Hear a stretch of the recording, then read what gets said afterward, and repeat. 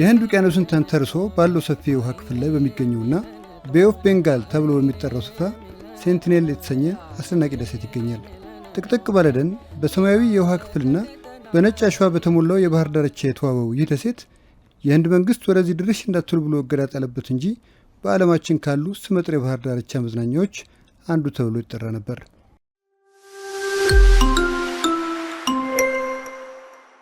ለጥናትም ይሁን ለጉብኝት ከግልም ይሁን ከመንግሥት አካላት ወደዚህ እጅ ነክቶት ወደማያውቅ ደሴት ዝር ብሎ የሚያቅሰው አለመኖሩ በተለይ ሴንቲኔል ተብሎ ለሚጠሩት ጥንታዊ ነገዶች ትልቅ ውለታ ተደርጎ ይቆጠራል።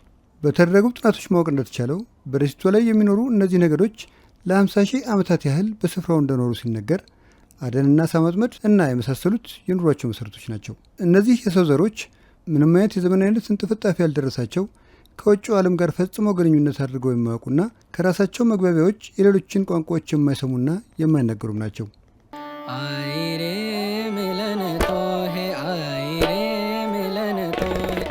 የህንድ መንግሥት ከግዛቱ አንዷ በሆነችው ይህች ደሴት እና በውስጧ የሚኖሩ ዜጎችን ከጥቃትም ሆነ ከውጭው ዓለም ከሚመጣባቸው ሕመምና በሽታ ለመጠበቅ ሲል ወደ ደሴቷ መግባት ቀርቶ በውሃ ላይ ወደ ደሴቷ ቀረብ ብሎ መሄድ በራሱ ክልክል የሚያደርግ ሕግ አጽድቋል። የህንድ መንግሥት ለዚህ ሕግ መጽደቅ ምክንያቶቹን ሲያስቀምጥ በደሴቷ የሚኖሩ ዜጎች ከውጭው ዓለም ጋር ፍጹም ግንኙነት ስለሌላቸው የሰውነታቸው በሽታን የመከላከል አቅም በጣም ደካማ በመሆኑ ነው ብሏል። በመሆኑም ከውጭው ዓለም ወደ ደሴቷ የሚሄዱ እንደ ጉንፋን ያሉ አነስተኛ በሽታዎች ሳይቀሩ ለህልፈት ሊዳርጋቸው ስለሚችል ወደ አካባቢው መጓዝ ፍጹም ተከልክሏል። በተመሳሳይ በአማካይ ላለፉ 50 ሺህ ዓመታት ተጠብቆ የቆየውን የደሴቷን ማህበረሰብ የአኗኗር ባህልና ማንነት ከመጠበቅና ከማክበር ረገድ መሆኑን የህንድ አመራሮች ይናገራሉ።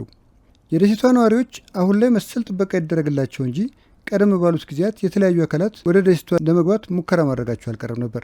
ይሁን እንጂ ከውጭ ዓለም ችግር እንጂ መልካም ነገር አይገጥመንም ብለው የሚያስቡት ሴንቲኔሎች ወደ ግዛታቸው የሚቀርበውን ሁሉ በቀስትና በጦር ማሳደድ ከተቻለም ከመግደል ወደ ኋላ ብለው አያውቁም። ሌላው ቀርቶ የአየር ላይ ቅኝት ለማድረግ በሚሰማሩ በአነስተኛ ሄሊኮፕተሮችና ድሮኖች ላይ ሳይቀር ቀስትና ጦራቸውን ያስወነጭፋሉ።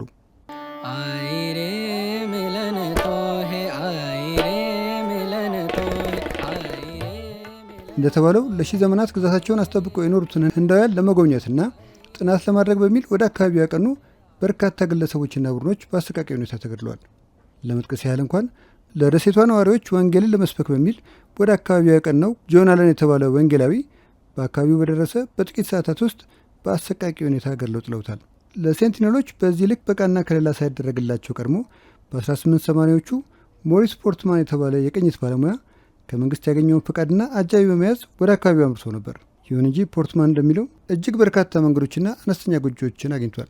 ከበርካታ ቀናት ሀሳብ በኋላ 6 ያህል ሴንቲኔሎችን ማለትም 2 ባልና ሚስት ከ4 ልጆቻቸው ጋር ማግኘቱን ገልጿል። የሚገጥማቸውን ህመሞች የመቋቋም አቅማቸው በጣም ደካማ ከመሆኑም የተነሳ አባትና እናት ሲሞቱ ጥቂት ቀናት ብቻ ነበሩ የተቆጠሩት።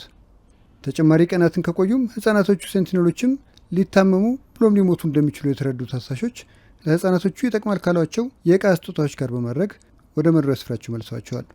ሴንቲኔሎች ላለፉት በርካታ ዘመናት ራሳቸውንና ደሴታቸውን ከጥቃት ለመከላከል ከፍተኛ ጥረት ሲያደርጉ ኖረዋል።